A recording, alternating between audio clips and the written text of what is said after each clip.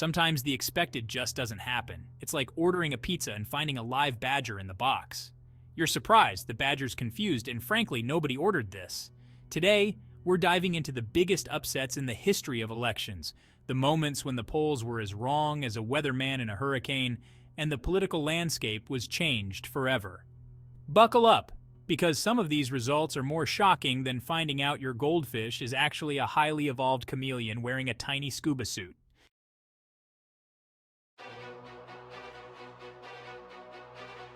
2016. Remember fidget spinners, Harambe memes? The collective global gasp when Donald Trump, a man who built his fortune on questionable business acumen and an even more questionable hairstyle, actually became the president of the United States. It was like watching a reality show where the villain accidentally wins the prize. Except this wasn't televised, this was real life.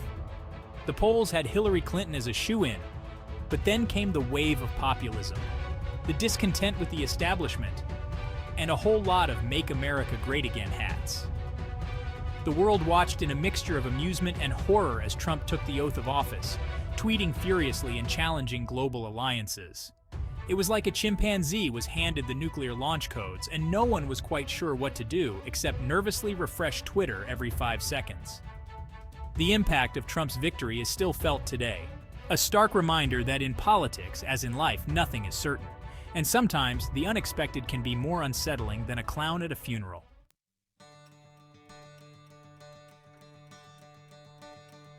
Let's rewind the clock to 1948, a time when televisions were still a novelty, and people got their news from newspapers, and talking to other human beings.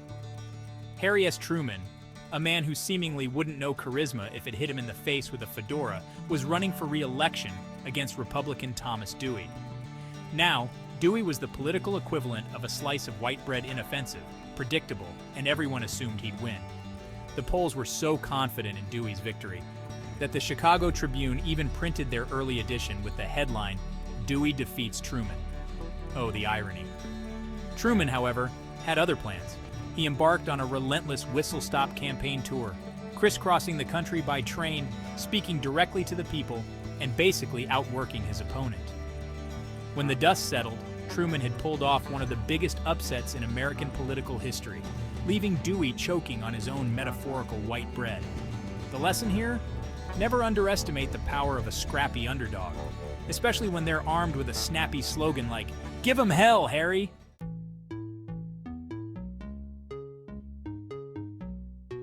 Welcome back, dear viewers, to our globe-trotting journey through electoral surprises that could make a fortune cookie blush.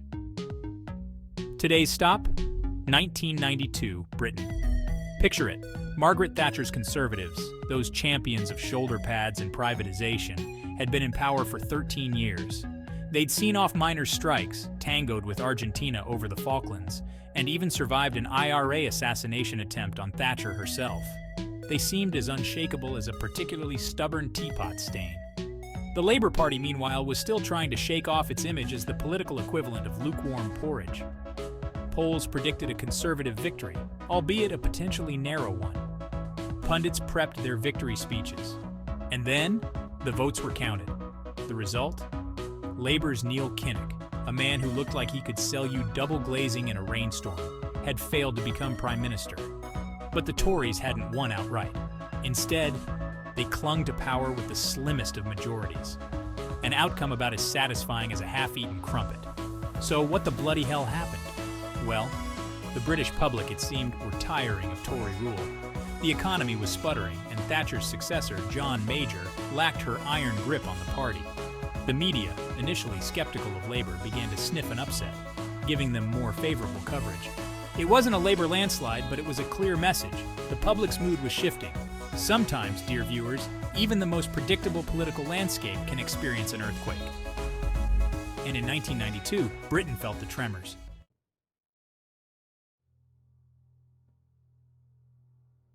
All right, buckle up because we're diving headfirst into the swamp of the 2000 U.S. presidential election. Picture this: George W. Bush versus Al Gore, a race so tight it came down to a handful of votes in Florida. And if you thought counting votes was straightforward, well, this election had other plans. Enter the hanging chat, those tiny bits of paper that clung to punch-hole ballots, throwing the entire state into chaos. Weeks of recounts, legal battles, and enough political drama to make House of Cards blush ensued. The Supreme Court eventually intervened, stopping the recount and effectively handing the victory to Bush. The aftermath? A divided nation, lingering questions about the electoral process, and a collective sense that we'd all aged about a decade in a month.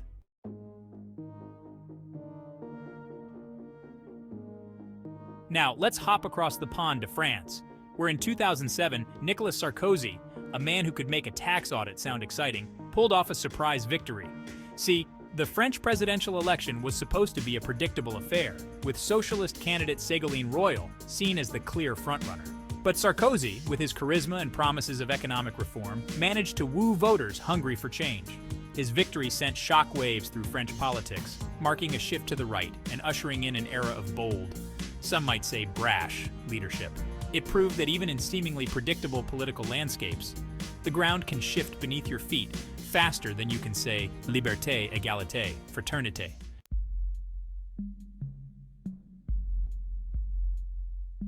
From hanging chads to surprise victories, we've journeyed through some of the most unbelievable election upsets in recent history. These weren't just political earthquakes. They were seismic shifts that reshaped nations and left us all wondering, how the bloody hell did that happen? So what can these historical upsets teach us about future elections? Are we ever truly prepared for the unexpected, or is that part of the messy, unpredictable thrill of democracy? Share your thoughts in the comments below.